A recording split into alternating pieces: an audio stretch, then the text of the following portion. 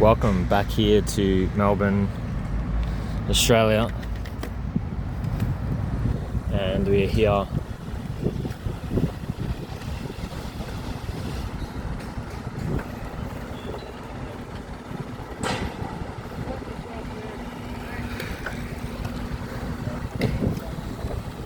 so we can actually see them putting up the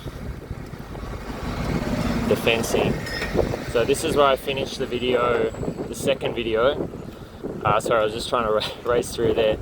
So this is the third video. So this is where we left the second video at the, what I was calling the Qatar Airways corner, because that's where all the branding was.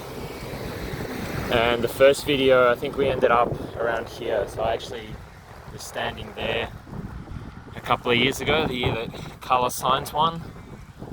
And so the last time I made this video was about a month ago in early January, and it's now early February, so we can see all the change that's happened as we approach the second last corner of the track.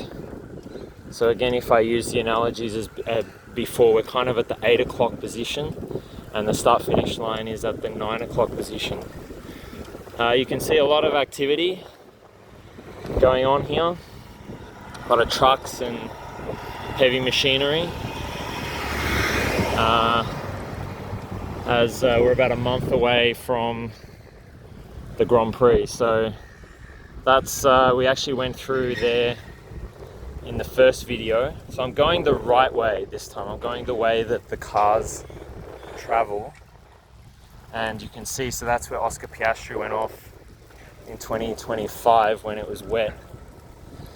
And so all of that will be filled with tents and things for some of the other support races. And then this is the last corner as we go onto the straight. So here is the pit lane. So that's exactly where they go in for the pits. And you can see them putting up the grandstand and all the seats. So they started this process in early December. So there's the main straight. Just check there's no cars coming. I might have a quick look here down the main straight here, which they've now closed off. So I think last time we were here, I don't think that had been closed off yet. So that's where all the cars are going to go, obviously. So this part of the straight is temporary. You can see that is a temporary build, and then down you can see there where that kind of if I point to it, just oh, we lost focus. Just kind of here, from here, that's where the main straight is, and that is permanent. That is a permanent building, and I showed that in quite a bit of detail in the first video. And then there's another view of what's going on. So here we go down the main straight, which as you can clearly see is open to the public. They will close this a few days, usually on the Tuesday, on the weekend of the Grand Prix is the first day that you can't go through here. So they do leave it pretty late. I wonder if we can have a look. Is this closed off? No, it's not. Great. Let's have a quick look to show you behind the grandstand. So this is a lot of the fan zone area where they have a lot of booths and like sponsorship booths and informative booths, interactive things you can do. So there's all the main grandstand, which is all temporary. So none of that is there. If you come here 2 months ago, there would have been nothing there. And you can see the machinery over there.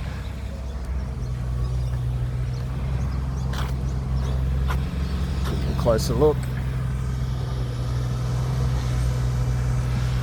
So yeah, they're busy doing this for about 3 months. setting it all up, and then probably spend about another 2 months packing it all up. But you can see the temporary pit there is all empty. They won't be populated until pretty much when they close it right at the end. That's when they bring all the valuable cars and equipment in. So yeah, so again, the left is temporary, and on the right, that's permanent. That is a permanent building. And fortunately, we came through there a month ago, because now you can't, looks like you can't really go in there. So that's probably where they have some of the big branding. You can see Melbourne. So this would be where the cars line up. The start finish line is down. We'll go past it in a moment. So you can see it's all pretty much closed off in the pits. Just see one of the doors are open. So yeah, you can pretty much just see straight through there. Just aware of the cars because I am on a road here. Yeah, it just goes through. So it's just empty. I don't know how clearly you can see that, but yeah, it's just empty.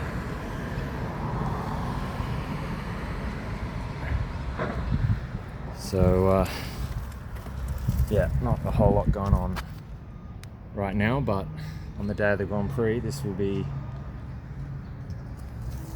definitely somewhere where you'd love to be. But I was saying, I think I said in one of the previous videos, this is actually one of the worst spots to sit, I think, because you're just going to see the cars zoom past at, probably 320 kilometers an hour. You want to be on like a corner where you can see them slow down, see them maneuver. That's really where you want to be. So that's where you'll see the red lights. Crofty's saying lights out, and away we go.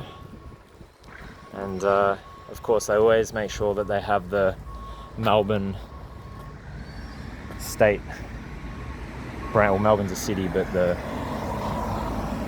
branding, which is nice, I think, rather than some big multinational corporate. But yeah, all these like branding ones, they just put them up in whatever order, and then they paint over it just before the Grand Prix. So that's why it doesn't matter. They just put it in whatever order. These are all stored, I think, out in Sunshine, which is on the west side of Melbourne. So they truck it all in. It's a huge operation. And this is also, I think this is temporary. It only looks temporary. But I heard that they were actually building a permanent structure somewhere here. So usually Casa Ferrari is here. Looks like they haven't started setting that up yet. I assume it'll be there again this year. And this is a double pedestrian one. So this is actually going to be new. So this is quite interesting. So it looks like you can go, usually with these overpasses, you'll have traffic going on the left. So it's effectively a two-way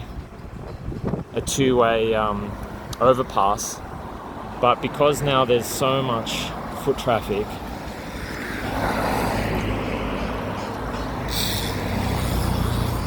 that looks like they're going to have one way going, one tunnel is one way. So they've got two tunnels, one on top of the other. That's where one of the screens will be. So that's really cool. Oh man, I just hurt myself twisting there. So here's another grandstand. So this is one of the best spots to be, honestly. So this is turn one. And yeah, we've got more traffic control here.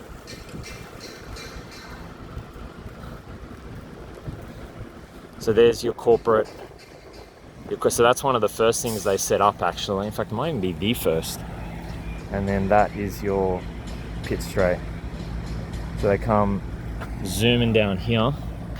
And this is where you've seen some pretty big crashes, like Ralf Schumacher in the early 2000s. Becoming airborne over, I think it was Rubens Barrichello. So yeah, definitely a good spot. It's a pretty tight corner. So the cars sort of slow down.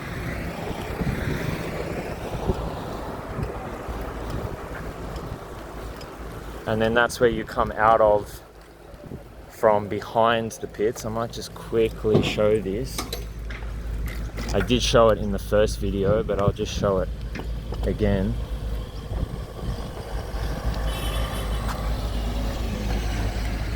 So yeah, the site office is there. So to your right is all your pits, and then to the left is a lot of the fan zone, which in another video I might show riding along the lake, and you can get a good view of some of the stuff they're setting up. But it's probably a little early. They've got some of the main structures up, I noticed, but yeah, is this guy turning? Yes, okay. It's pretty hard navigating all the traffic. So then you have this fairly quick part here. So I mentioned in the first video a couple of years ago was where we saw Kevin Magnussen hit the wall, and someone came along on the Pirelli signage and said Magnussen was here. So a big tire mark, and you'll notice that all the cars parked here, so you know it's still functioning. You got some of the speakers up, got a car coming there.